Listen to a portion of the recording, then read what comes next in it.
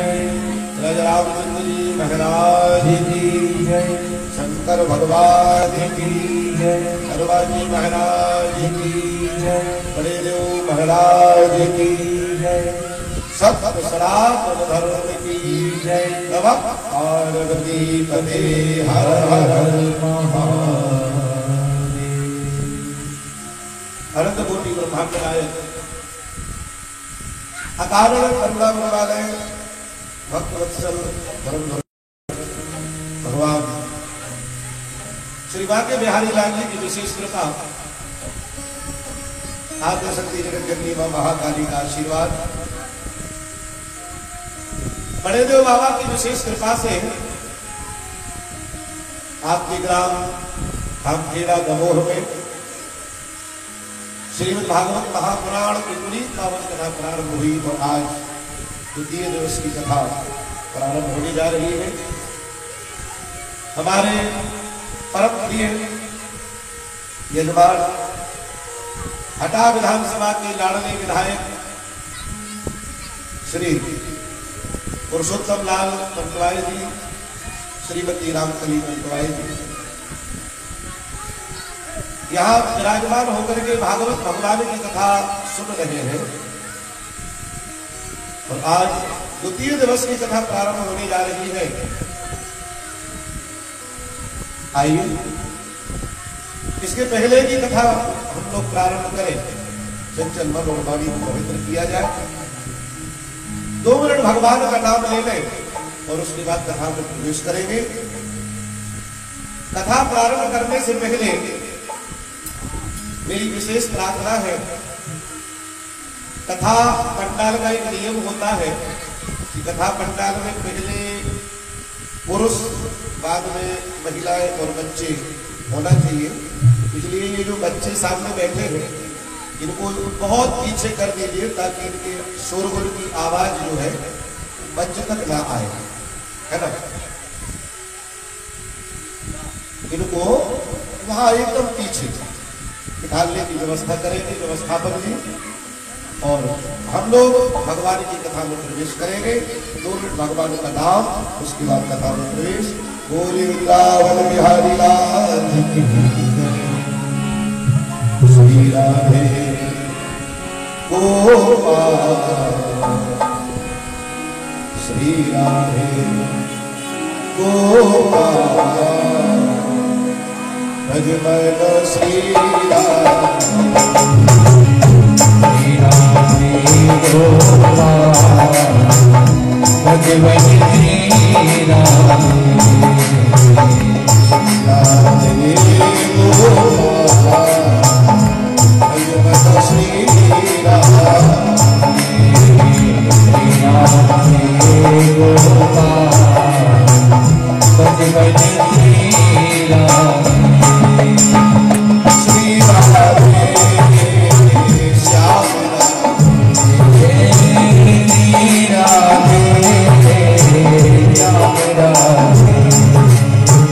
श्री राधे श्याम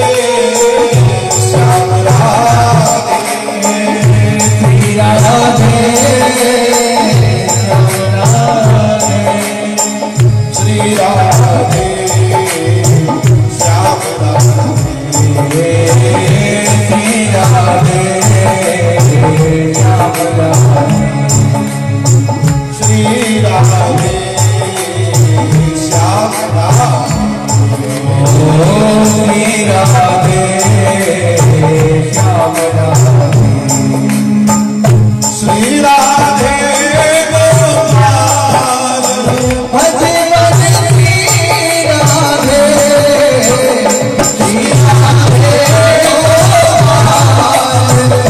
भजे भजे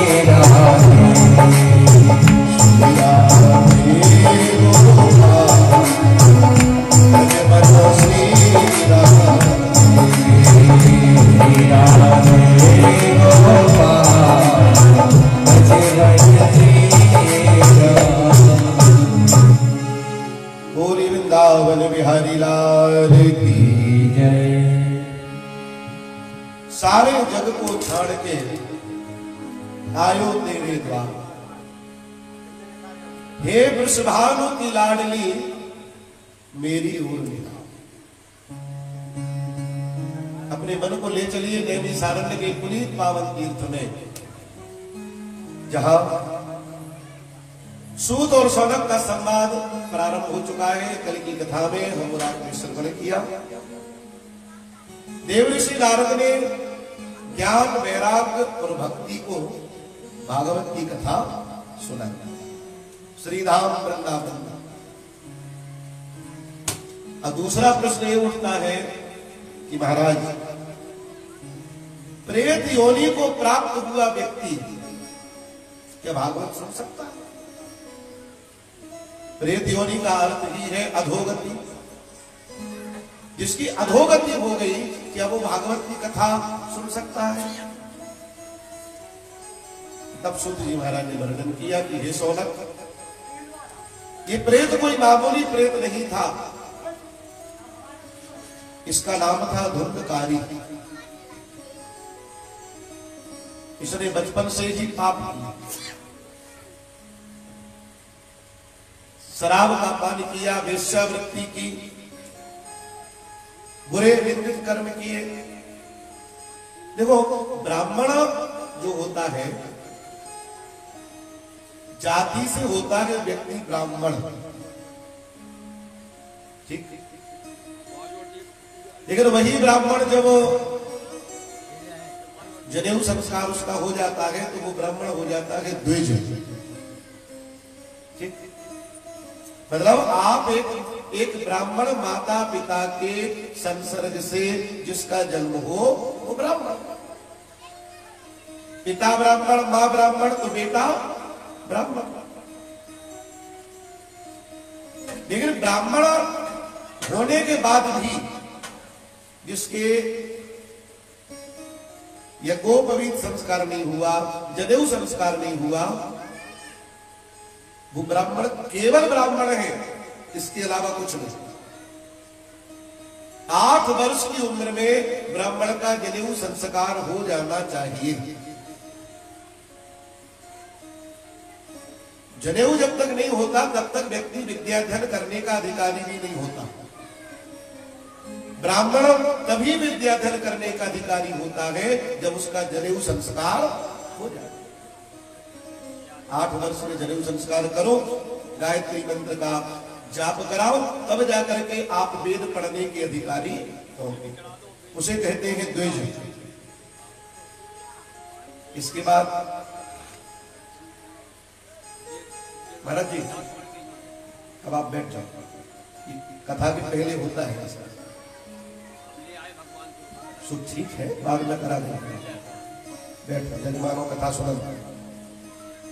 बोले वृंदावन बिहारी लाल की जय। और ब्राह्मण जब द्विज हो जाता है, पढ़ लिख करके विद्वान हो जाता है, तो उसे कहते हैं विप्र। जब पढ़ लिख करके विद्वान हो जाता है उसे क्या कहते हैं? विप्र।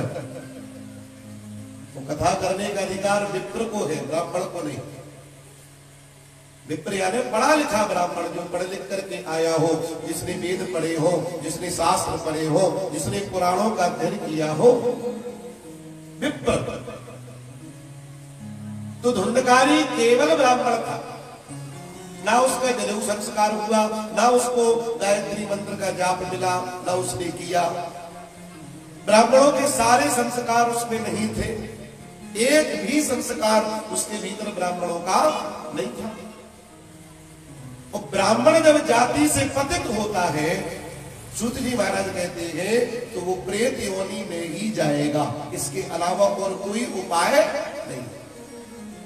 एक सामान्य व्यक्ति अगर अपराध करे तो उसे सजा कम मिलती है, लेकिन वही अपराध अगर कानून को जानने वाला करे, कोई वकील करे, कोई मजिस्ट्रेट करे, कोई पुलिस वाला करे, तो उसे सजा दुगनी होती है। क्यों? अनजाने में कोई पाप अगर हो गया तो उसका तो काट हो सकता है, लेकिन आपने जानबूझ करके अगर उसका वो पाप किया तो उसका काट होने वाला नहीं। तो धुंधकारी के कारण उसकी मां मरी। खुद धुंधकारी को 5-5 वेश्याओं ने मुंह खोल करके आग भर भर के मार डाला।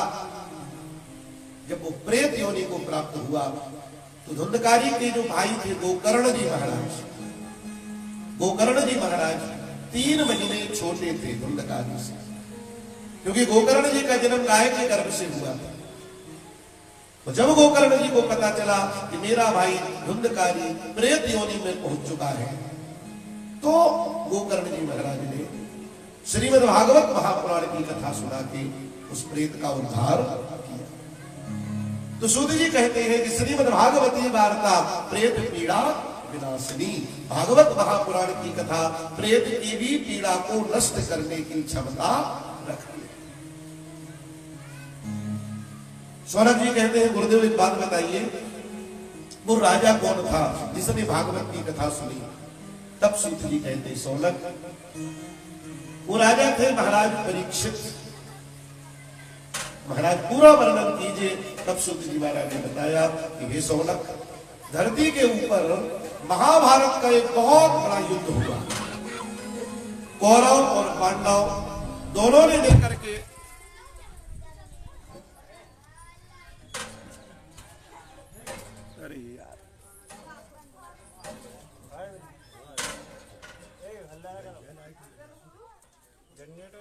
बोलो वृंदावन बिहारी लाल की जय।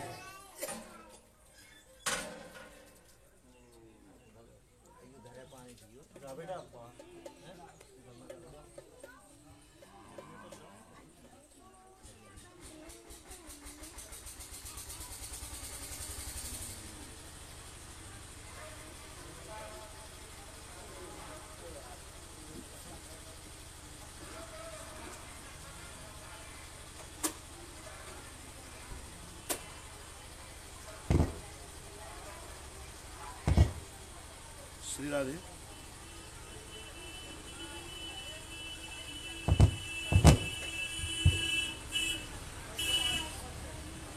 श्री राधे बोले वृंदावन बिहारी लाल की जय। तो महाभारत का एक बहुत बड़ा युद्ध हुआ। कौरव और पांडवों ने मिलकर के उस युद्ध में भाग लिया। कहते महाराज वो धर्म युद्ध था। 18 अक्षौहिणी सेना ने 18 दिन युद्ध किया। महाभारत का युद्ध 18 दिन चला और इतने बड़े युद्ध में जिंदा बचे कुल 18 लोग केवल। भगवान श्री कृष्ण, 5 पांडव, 1 कौरव, अश्वत्थामा, कृपाचार्य,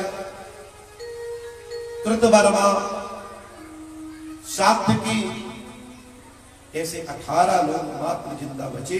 बाकी पूरा महाभारत के युद्ध में जिन्होंने भाग लिया सब मरे।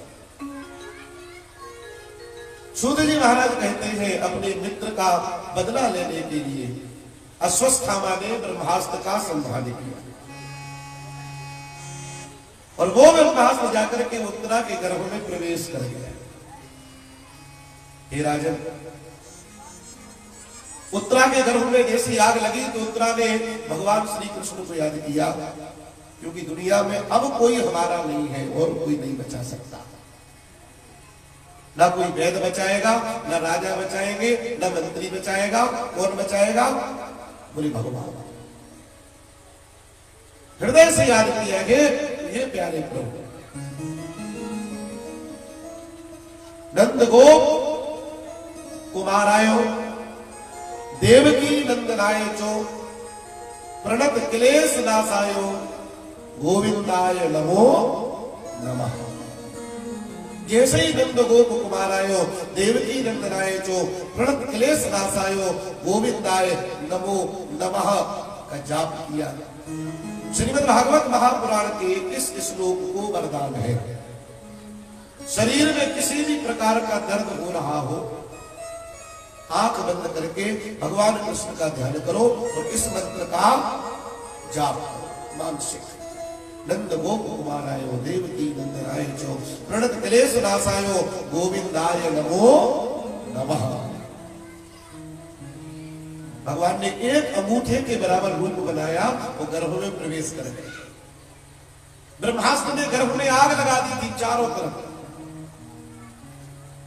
पीतांबर से आग बुझाते रहे भगवान, गर्भ की रक्षा की। बच्चा जब पैदा हुआ उसका नाम रखा गया परीक्षित। कोयले की तरह काला हो चुका था ब्रह्मास्त्र के प्रभाव से, लेकिन भगवान ने वंश की बेल को बचा लिया। हे राजन, धीरे धीरे वो बालक बड़ा होने लगा और एक दिन की बात है, अर्जुन के पास बुलवा आया कि द्वारिकाधीश ने आपको याद किया है। अर्जुन द्वारिका पहुंचे। हे द्वारिकाधीश, मेरे लिए क्या आज्ञा है? भगवान कहते हैं अर्जुन, जिसका जन्म हुआ है उसकी मृत्यु निश्चित है। जो धरती पर आया है उसे एक दिन जाना है, चाहे वो स्वयं मैं ही क्यों ना हो। अगर मैंने भी शरीर धारण किया है, अगर मैंने भी जन्म लिया है, तो मुझे भी मरना पड़ेगा। जातस्य की ध्रुवो मृत्यु। इसलिए हे अर्जुन, मेरे जाने का समय आ गया है। अर्जुन रोने लगे, कहा कन्हैया, अगर आपके जाने का समय आ गया है तो हम रह करके क्या करेंगे? अगर आप जा रहे हो तो हम भी आपके साथ ही चलेंगे। भगवान कहते हैं अर्जुन, न तुमने मेरे साथ जन्म लिया, न तुम मेरे साथ मरो। कोई किसी के साथ न जन्म लेता है और न कोई किसी के साथ मरता है। इस दुनिया में हम लोगों ने अलग अलग जन्म लिया और अलग अलग जन्म लेकर के हम लोग मिले। किसी ने कहीं जन्म लिया, किसी ने कहीं जन्म लिया। मुलाकात हुई, रिश्तेदार बन गए, मित्र बन गए, दोस्त बन गए, शत्रु बन गए। जो रिश्ता बना वो बाद में बना। और मरेंगे भी अलग अलग, इकट्ठा कोई नहीं मरता। हे अर्जुन, तुमने माता कुंती के गर्भ से जन्म लिया, मैंने माता देवकी के गर्भ से जन्म लिया। तुम्हारा जन्म कभी हुआ, मेरा जन्म कभी हुआ, तो हम लोग एक साथ तो नहीं रहेंगे। मेरे जाने का समय आ चुका है, हे अर्जुन मुझे जाना होगा, बस मुझे चिंता है थोड़ी सी। अर्जुन कहते कन्हैया बताओ ना, आपको किस बात की चिंता है? भगवान कहते हैं मेरी 8 गोपियां हैं, मेरी 8 गोपियां हैं। मेरे जाने के बाद इन गोपियों का कहीं कोई शोषण ना करे, कहीं कोई और जबरदस्ती इन्हें अपने पास ना रख ले, बस मुझे चिंता केवल इतनी है और नहीं। अर्जुन ने धनुष के ऊपर हाथ रखा, कहा कन्हैया मेरे होते हुए आपको चिंता करने की क्या आवश्यकता है?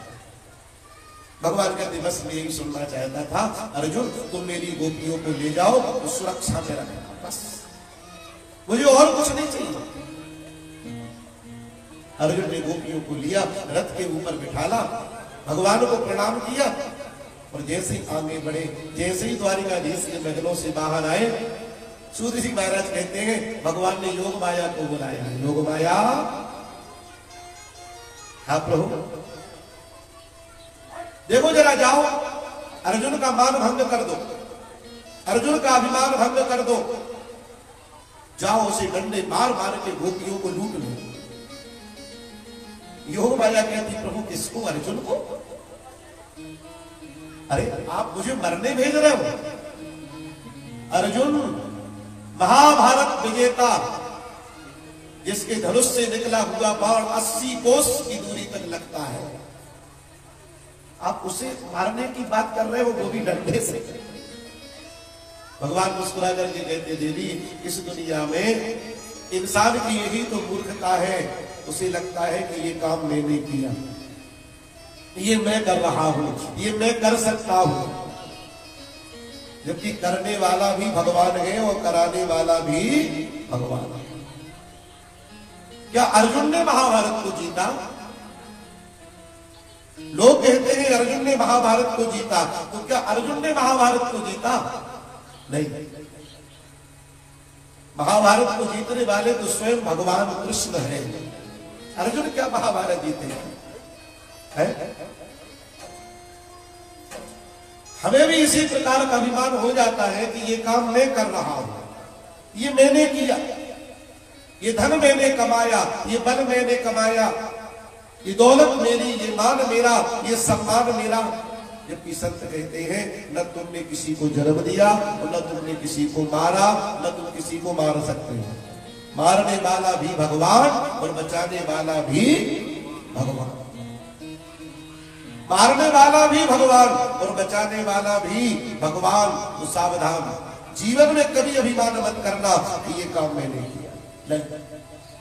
श्री कृष्ण कहते हैं योग माया अर्जुन का अभिमान नष्ट कर दो। अर्जुन को अभिमान है कि मैंने महाभारत को जीता, अर्जुन का अभिमान नष्ट कर दो। जाओ जाओ जाको राखे साइया मार सके ना कुर्बान माता कर सके जो जग मेरी। संत कहते हैं कि मारने वाला भी भगवान, राम बिना इंसान तेरा कौन ठिकाना है। राम बिना साधे तेरा कौन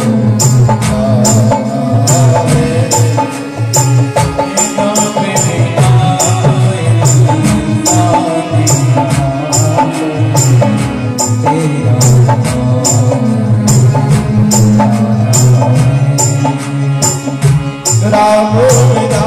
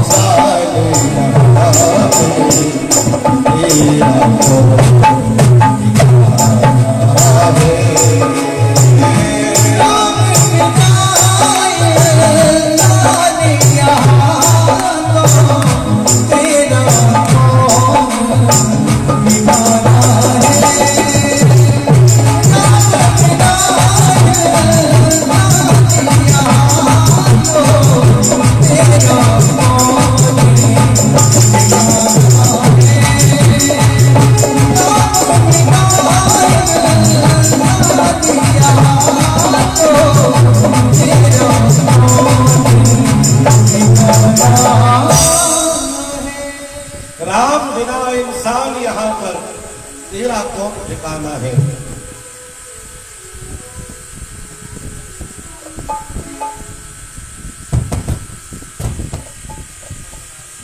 श्याम बिना इंसान यहाँ पर तेरा कौन ठिकाना।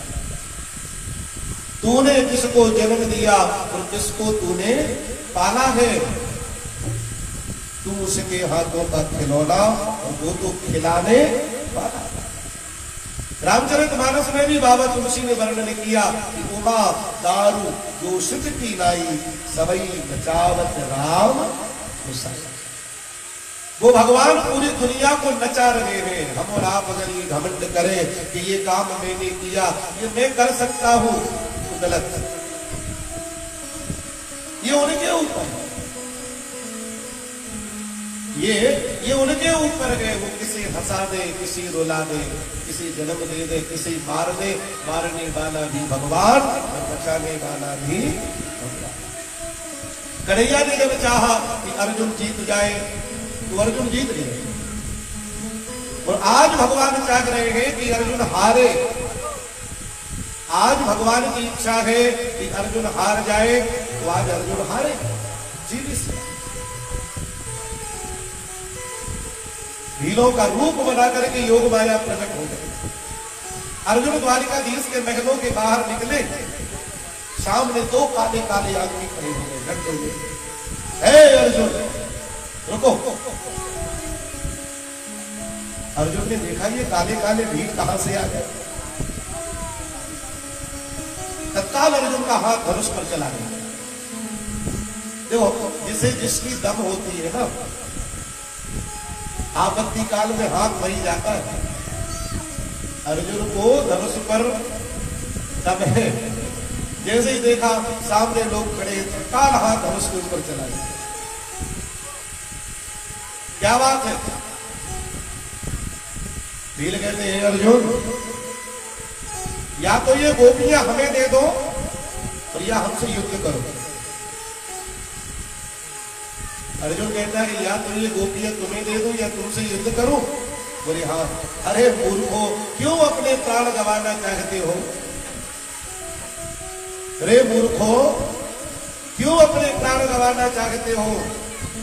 मुझे जानते भी हो मैं कौन हूं? भील कहते हाँ जानते हैं, हाँ जानते हैं। तुम द्रोण शिष्य अर्जुन हो ना। हम तुम्हें युद्ध में के लिए ललकारते हैं, सामने आओ। या तो हार मान करके ये गोपियां हमें सौंप दो, और या युद्ध करो। अर्जुन ने जैसे धनुष पर बाण चढ़ाया, सूत जी महाराज कहते हैं वो धनुष बीच में से टूट गया। पितामह भीष्म के बाण जिस धनुष को नहीं तोड़ पाए, द्रोणाचार्य के तीर जिस धनुष को नहीं तोड़ पाए, कर्ण जैसे महारथियों के बाण जिस धनुष को नहीं तोड़ पाए, वो धनुष छूते ही टूट गया। छूते ही समय। और भीलों ने डंडे बरसाना शुरू कर दिया अर्जुन के ऊपर। यहां अर्जुन का और भीलों का युद्ध प्रारंभ हो गया। वहां पीछे से गोपियां उतरी, उतर करके एक तालाब में प्रवेश कर गई। सूर्य महाराज कहते हैं उस तालाब से वो बाहर निकली ही नहीं, वहीं पर गल गया उनका शरीर, मिट्टी बन गई। आज भी द्वारिका के बाहर वो तालाब है जिसमें गोपियां प्रवेश कर गई, फिर बाहर नहीं गई। कहते हैं उनका शरीर गल गया और गलने के बाद चंदन बन गया। आज भी उस तालाब की मिट्टी को गोपी चंदन माना जाता है। लोग माथे पर तिलक लगाते। अर्जुन को धूल चटा दी भीलों ने, धनुष तोड़ दिया, रथ तोड़ दिया, घोड़े खोल दिए।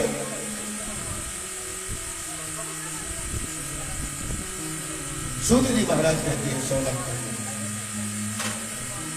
अर्जुन की यह दशा बड़ी विचित्र है। इंसान को इस कथा से शिक्षा लेना चाहिए कि जीवन में अभिमान मत करो। क्यों अभिमान मत करो? क्योंकि समय बलवान होता है, पुरुष बलवान नहीं होता। देख हृदय धर ध्यान बावरे, समय नहीं बलवान, पुरुष नहीं बलवान, प्यारे समय बड़ा बलवान। इंसान का जब समय अच्छा होता है ना तो अपने आप काम बनने लगते हैं, अपने आप सारे काम बनने लगते हैं। समय जब खराब आता है, बुंदेलखंड में एक कहावत है कि ऊंट पर बैठे आदमी को भी कुत्ता काट लेता है जब समय खराब होता है। अब जरा विचार करो, ऊंट कहां ऊंट और कहां कुत्ता? पर हाँ, ऊंट पे बैठे आदमी को भी कुत्ता काट लेगा अगर समय खराब होगा। समय ने किसी को नहीं छोड़ा महाराज। अर्जुन का जब समय खराब आया तो भील न जाए गोपियां लूटी, यही अर्जुन यही बाण। अर्जुन की तुम सुनो कहानी, बाण हते जिनके वरदानी, और भील न जाए गोपियां लूटी, यही अर्जुन यही बाण। बाण भी वही था और अर्जुन भी वही था। बदल क्या गया? सूत जी महाराज कहते हैं बदल गया समय। बदल गया समय। हे सोनक, अर्जुन जब लुटे पिटे अपने घर आए, युधिष्ठिर महाराज ने देखा अर्जुन की ये दशा, अरे हम सबसे ताकतवर गए। अर्जुन को बुला करके कहा, क्या हुआ पार्थ, तुम तो द्वारिका गए थे। अर्जुन रोते हुए कहते हैं, बड़े भैया श्री कृष्ण हमें छोड़ करके जा रहे हैं। महाराज युधिष्ठिर समझ गए कि भगवान जब छोड़ करके जा रहे हैं तो हमारा कोई नहीं। इसके पहले कि भगवान हमें छोड़ करके जाए, हमें धरती छोड़ देना चाहिए। तत्काल महाराज युधिष्ठिर ने अभिमन्यु पुत्र परीक्षित को बुलवाया और हस्तिनापुर का राज्याभिषेक कर दिया। हे पुत्र, एक समय के बाद हर व्यक्ति को दंडकारण्य की ओर चला जाना चाहिए। उम्र जब बीत जाए, बुढ़ापा जब आ जाए, सारे काम जब पूरे हो जाए तो व्यक्ति को संन्यास ले लेना चाहिए। संन्यास लेने का समय होता है चौथा पद, संन्यास ले लेना चाहिए। मेरे ख्याल से ये बंद रहने दो, और अगर लगाना भी है तो वहां लगाओ। होरी वृंदावन बिहारी लाल की। एक समय के बाद इंसान को वैराग्य ले लेना चाहिए। आपने देखा होगा, गाय अपने बछड़े को तभी तक दूध पिलाती है जब तक वो बछड़ा चारा चरने के लायक नहीं हो जाता।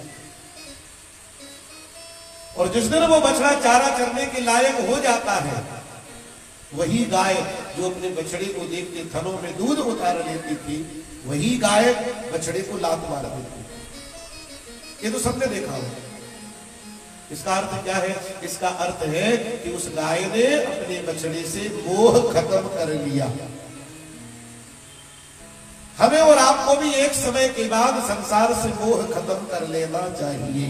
एक समय के बाद बच्चे पैदा हो गए, उनको पालो पोसो बड़ा करो, उनके विवाह करो, उनको लायक बनाओ, और जिस दिन बालक लायक हो जाए उसी दिन घर छोड़ करके सन्यासी हो जाओ। या घर नहीं छोड़ सकते तुम, एक एकांत कमरे में, घर के ही एकांत कमरे में भगवान का भजन करो।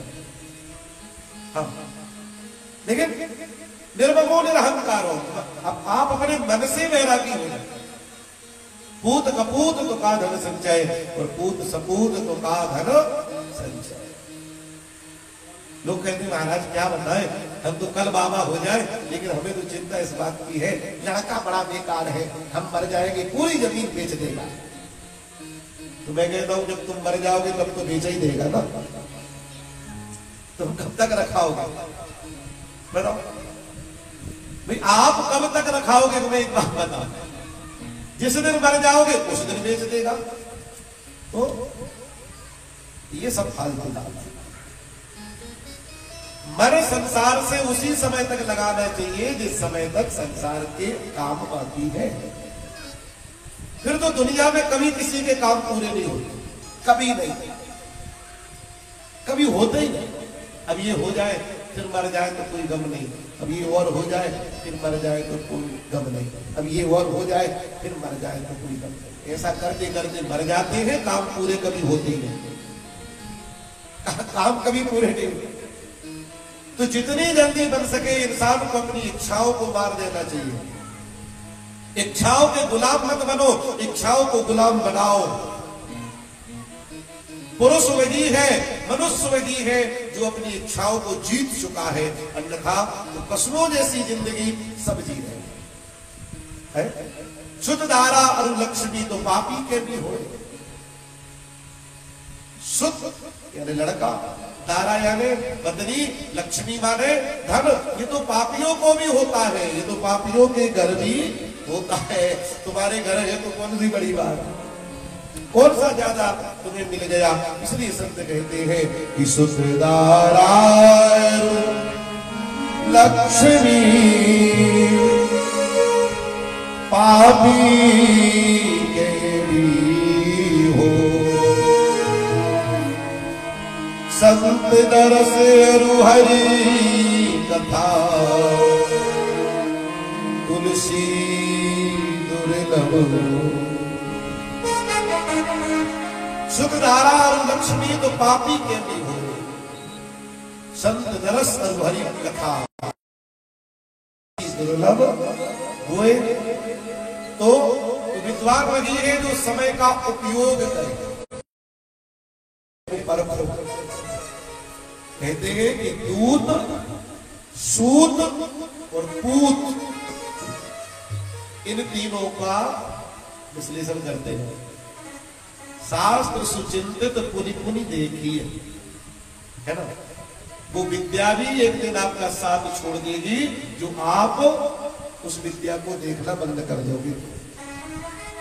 बिल्कुल पक्की चला जाता। तो क्या करना चाहिए? तो मनुष्य को सूत जी महाराज कहते हैं समय का उपयोग करना चाहिए। महाराज युधिष्ठिर समझ गए समय अब अच्छा नहीं है, भगवान जाने वाले हैं, अब भगवान चले जाएंगे तो हम क्या करेंगे यहां रहकर। परीक्षित महाराज को राजा बना दिया। राजा अपनी पत्नी के साथ चल दिए, कहा सीधे हिमालय। और हिमालय में जैसे प्रवेश किया तो पहले द्रौपदी, फिर सहदेव, फिर नकुल, फिर अर्जुन, फिर भीम, ये हिमालय में गल गए। और अंत में महाराज युधिष्ठिर सह शरीर स्वर्ग चले। पांडवों ने स्वर्गारोहण की यात्रा की। द्वारिकाधीश ने भी पूरी, स्वयं नारायण भी अगर धरती पर अवतार लेते हैं तो उन्हें भी एक दिन शरीर छोड़ना पड़ता है। हमारी और आपकी तो गिनती क्या है? हमारी और आपकी तो गिनती क्या है? संत कहते हैं कि आए हैं सो जाएंगे, राजा रंक फकीर, एक सिंहासन चढ़ चले, एक बंधे क्या। जिंदगी किराए का घर है, जिंदगी एक किराए का घर है, एक दिन बदलना पड़ेगा। जिंदगी किराए का घर है, एक दिन बदलना पड़ेगा। जिंदगी किराए का घर है, एक दिन बदलना पड़ेगा। जिंदगी किराए का घर है, एक ना एक दिन बदलना पड़ेगा। जिंदगी किराए का घर है, एक ना एक दिन बदलना पड़ेगा। जिंदगी किराए का घर है, एक ना एक दिन बदलना पड़ेगा।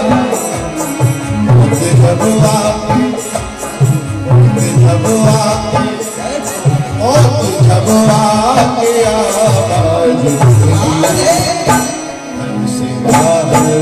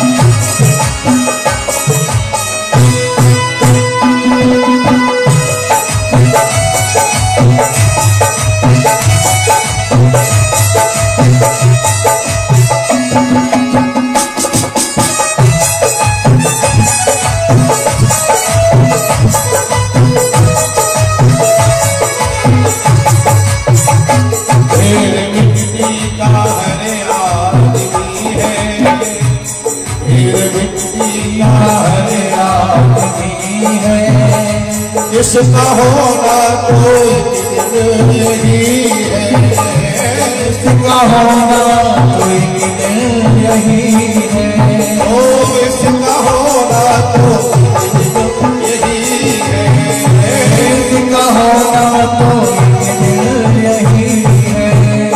या तो गुरुवत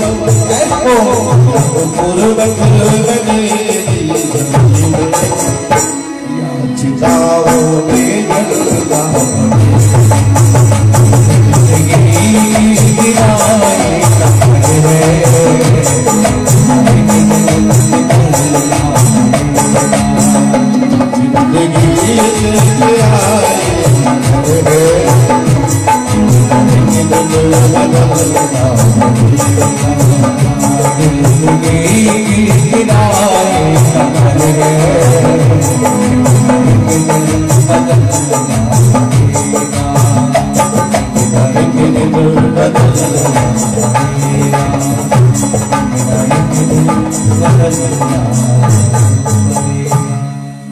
जिंदगी एक किराए का घर है, एक न एक दिन बदलना पड़ेगा।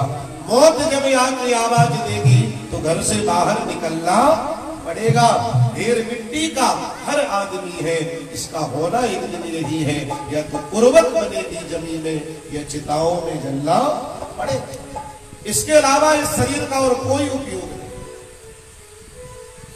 पांडव चले गए, कौरव चले गए, स्वयं भगवान श्री कृष्ण धरती छोड़ करके चले गए। और जैसे ही भगवान कृष्ण ने धरती छोड़ी, शुद्ध जी महाराज कहते हैं, वैसे ही द्वापर युग भी चला गया और कलयुग का प्रवेश धरती पर हुआ। जब तक कन्हैया धरती पर रहे कलयुग नहीं आया, और जैसे ही भगवान गए वैसे ही कलयुग धरती पर आ गया। यस्मिन् दिने हरिर्यातो दिवं संकृत्य मेदनीं तस्मिन् रेवावतीर्णोऽयं काल कालौ बलि कलि।